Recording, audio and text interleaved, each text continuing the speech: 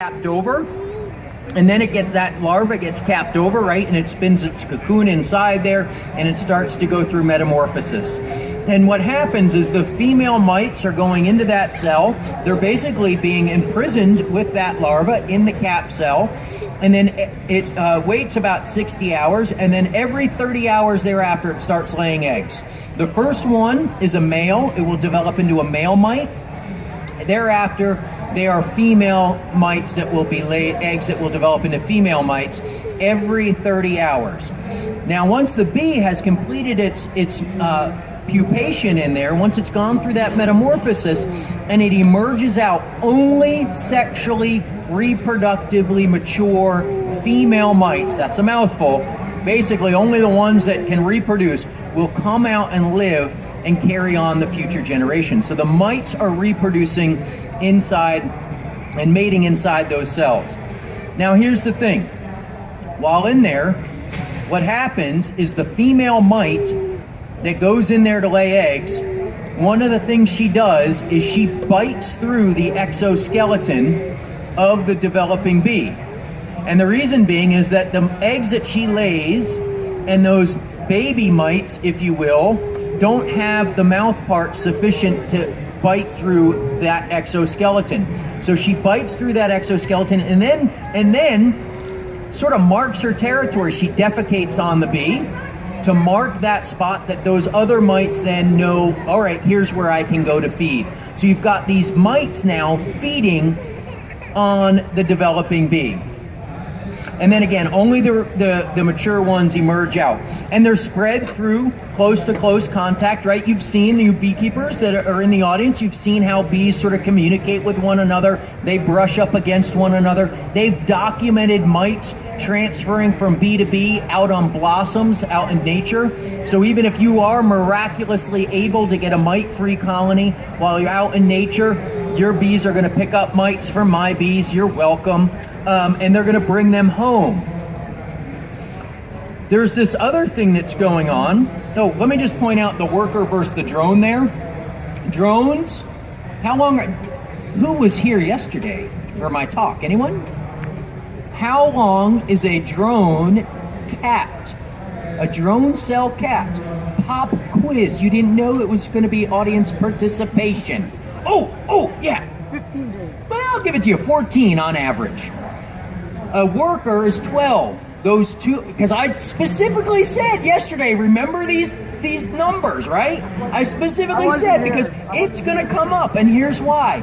Those 2 extra days give those mites 2 extra days to lay and mature, and therefore for every 1 mite that goes in to a worker cell, about 1.8 come out. For every 1 mite that goes into a drone, about 2.7 mites come out. So now, keep that in mind because we'll use that in a couple more slides.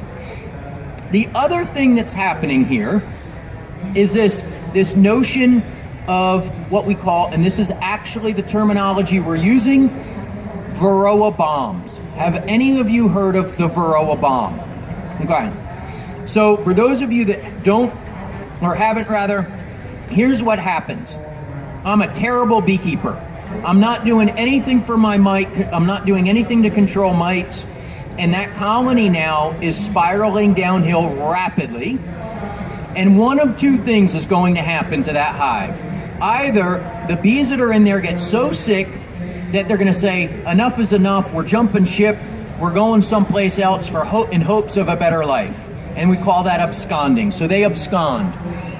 That's the first thing that could happen. The second thing that could happen is they don't get to that point before your colonies find my dying colony and say, free lunch, and they start to rob it out.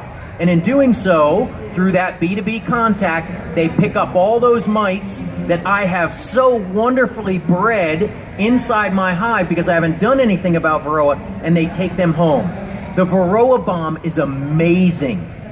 They have done this actually in, I think it was in Maryland.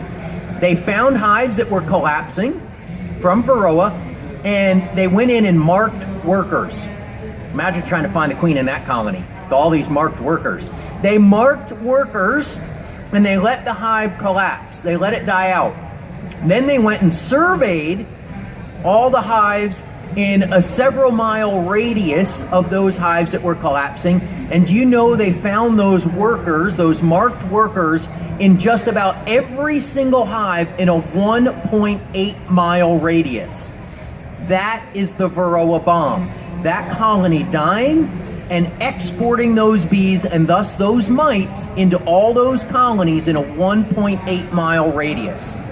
So even again, if you don't have mites, which is very unlikely, you will have mites. And it's for that reason too, that Varroa bomb reason, that the treatment-free is not working, because you are exporting mites and it's a domino effect. And now those bees are killing off other bees and off other bees, off other bees. And the other reason why the sort of survivor stock mentality, I got 100 colonies. This year, 90 of them die. I'm gonna breed queens from the other 10 because those made it, right? Survivor stock, and I'm gonna build back up, and next year maybe 85 die, and I'd select from those 15, and so on and so forth. What happens to those queens that survive and I breed from? The virgin queens, where are they going? Drone congregation areas. Whose drones are there? Everybody's. It does not work. The science does not support that as an effective measure. The only way that would work, and the way things like this work in nature, is because that selective pressure, that survivor stock pressure, the way it works in nature is that the entire population is exposed to the same selective forces. Beekeepers aren't doing that. It is you doing survivor stock or me doing survivor stock amongst many others that are not. And so the pressures on your colonies are different than the pressures on my colonies, and therefore that advancement that we want isn't being achieved. So in the meantime, we're killing a tremendous amount of colonies, and we've got to do better. So there's one, I'll just point out something of interest here, because I'm kind of that way, I'm a little geek.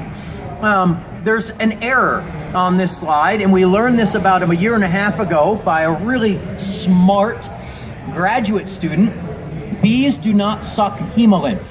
Hemolymph is the bee blood. They don't suck hemolymph, they suck the fat, which in some ways is kind of worse, because you may have heard of fat bees going into winter. Bees sort of pack on the extra fat bodies going into winter, so they've got that little extra fuel. Well, now those bees are getting liposuction and taking that fuel source away from the bees because they've got Varroa. So here's what's happening. Because they're reproducing inside the cells with the bees, and this is just a general graph, the bee population takes off, hits its maximum around maybe June. It's going to vary depending on where you are. And because those mites are reproducing in the colonies, they sort of lag, that exponential growth curve lags a little bit later. Look at where those mites peak. September-ish. Now, I don't want audience participation in this part, but think about, if you've treated for mites, when have you done it? Historically, a lot of beekeepers did it in September. And at that point, the mites have already hit their maximum and the damage is already done. And so you're still going to have sick bees going into winter. You've got to start earlier. Here are some more pictures of mites.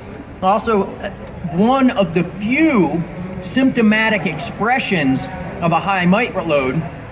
So on the left, you can see two mites on the thorax, one kind of at the base of the wing, one right in the center of the thorax.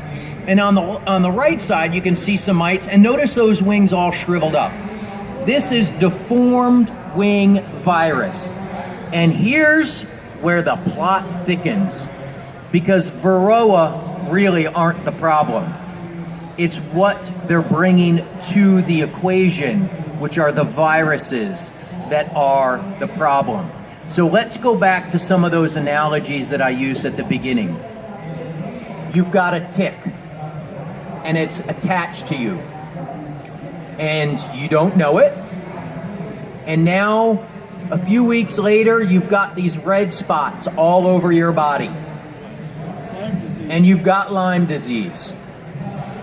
And I had Lyme disease, it was like a train hit me. It's awful. I was at my prime.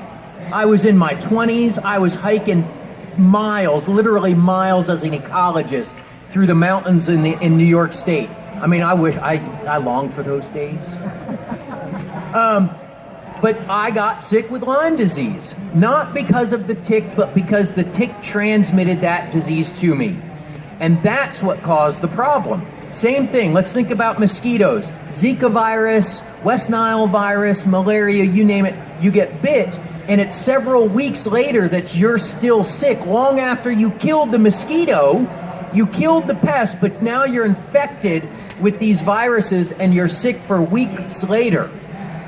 That's exactly what's going on inside our colony. These things are bringing, these mites are bringing and increasing the viral load inside our colony.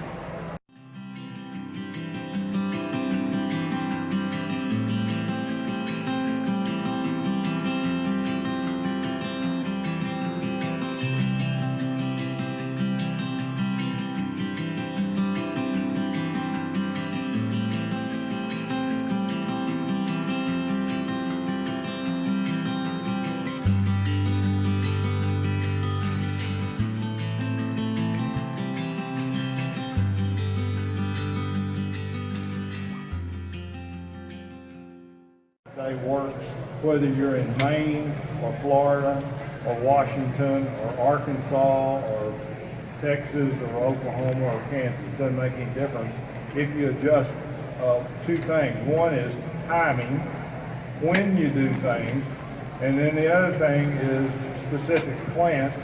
And we're not even going to talk about specific plants that much in this talk. We will a little bit.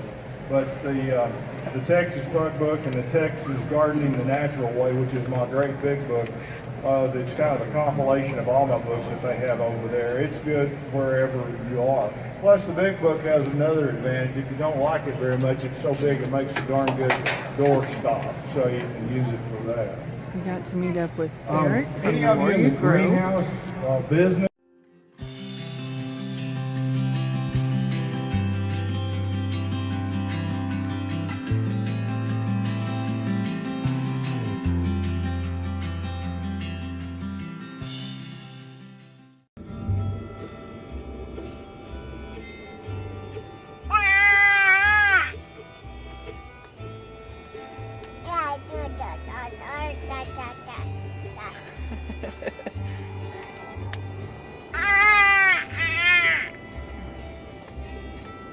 You like the music, Malachi?